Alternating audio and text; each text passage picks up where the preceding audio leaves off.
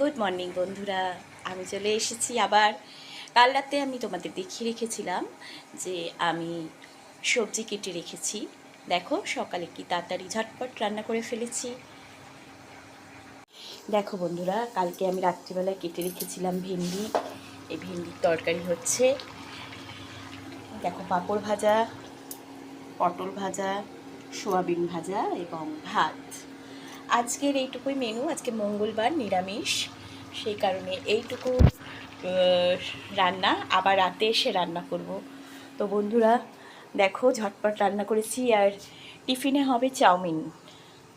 Chowmein হবে টিফিনে, নিরামিষ চাউমিন। সোয়াবিন ভাজা, সোয়াবিন আর এই আলু ভাজা দিয়ে, আলু দিয়ে সব চাউমিন রান্না করব। এবং এটা ব্রেকফাস্টে আমার ছেলে খাবে। আমার ছেলের এখন কলেজ ছুটি, সেই কারণে আমার ছেলে বাড়িতেই থাকে।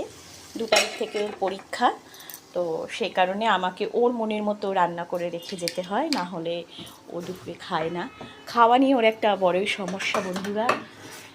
মনের মতো খাবার দাবার খুব একটা, মাছ মাংস ডিম তো পছন্দ করে না, কিন্তু নিরামিষ পছন্দ করে। কিন্তু সেটা যাই হোক, একটু মনের মতো হলে ও খুব খুশি করে খেয়ে নেয়।